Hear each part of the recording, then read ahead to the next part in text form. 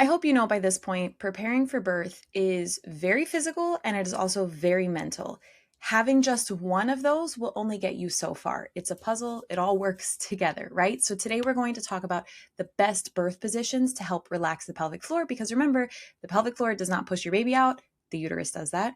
The pelvic floor's job is to get out of the way, but certain positions are better than others for allowing the pelvic floor to relax and move out of the way. So, let's talk about it. Also, we're going to talk a little bit about epidurals because as someone who's just in the birth world, obviously it's a topic of discussion. As someone who has had 3 unmedicated home births, there are reasons I chose to not have an epidural, like to not go to a hospital and have an epidural. But there are also reasons I recommend epidurals. So we'll talk more about it. Okay. Let's talk first about like what's actually happening when a baby is trying to exit your body vaginally. So, you know, you got your pelvis. Baby is essentially up here. I should have grabbed my baby doll. Sorry, I didn't. But baby is up here. And the first thing they need to do is enter the pelvis and then they need to exit the pelvis, right? So first they go in from up here because they're not actually like in your pelvis to start with.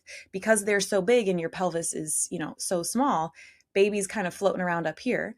And then once you're in labor, the whole process is baby descending into the pelvis. And then once they're in there, once they're fully in there and they're up against the cervix, now you're in transition, they're making their way out of their cervix, and then you push them out through the birth canal. And so they exit down here, right? But I just want to show you at the back of the pelvis, do you know what this is? This is your tailbone. And you have a joint like right here where this hip bone and the sacrum meet. And then you have a joint over here where this hip bone and the sacrum meet. And a joint, often we think of joints as just like your elbow or your knee or like your fingers or something. A joint is just anywhere that 2 bones meet. And so there is always a little bit of movement or flexibility there just because there's a separation, where the ligaments and everything connects them. And so sorry if I'm getting too off track with anatomy, but what I'm trying to say is that your tailbone and your sacrum, they actually move a little bit. Okay. So you've got your hip bones here. The tailbone, I'm going to show you from this angle. The tailbone can go like this. It can tuck under or it can stick out. Okay. A little bit.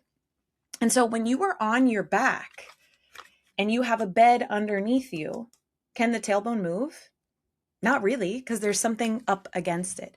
And so laying on your back can limit the mobility of the tailbone and the sacrum, which need to move to get baby through.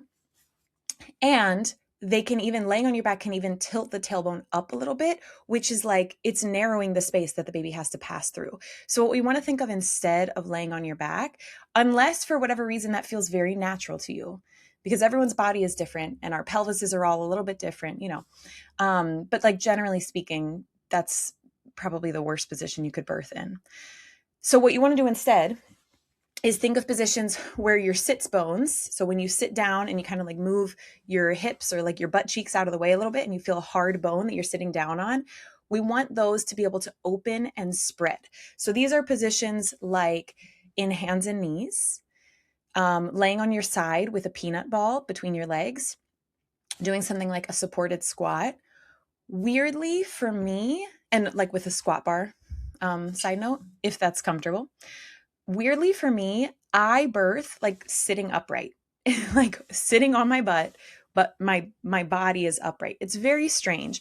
And somehow that is just the most natural position for me that my babies have just found their way out in.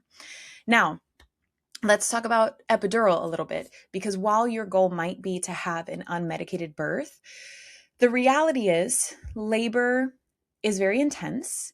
And sometimes, no matter how hard you try, your body will instinctively kind of clench things up. And it's like, it is just not going anywhere. You've been laboring for a really, really long time, or you're just really, really tired and you need to rest. So in cases like that, an epidural can be an excellent tool to give you rest and to help your body relax and calm down and let go, because it literally paralyzes those muscles that are tightening so much and not allowing labor to progress. And it gets rid of the sensation of pain. So then you don't have the fear, tension, pain cycle. So an epidural can be great to help your pelvic floor muscles relax and get out of the way so that baby can emerge and descend and all of that. Now, epidurals do come with trade-offs. So do your research on that.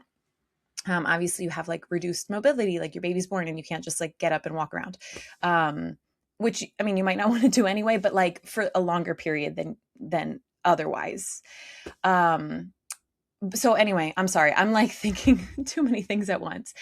What I'm trying to say is that an epidural can be a really good reset for your body, but there are risks and there are trade-offs. Ask your doctor, do your research on that. If your doctor says, oh, there's absolutely no risks, ask a different doctor. There's always risks with any sort of medical procedure.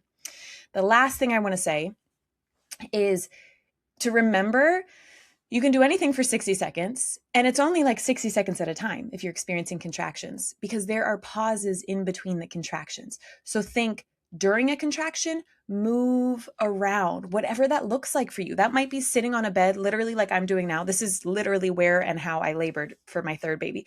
Sitting on the bed, rocking back and forth, doing, circles around on your pelvis like we do in my yoga classes.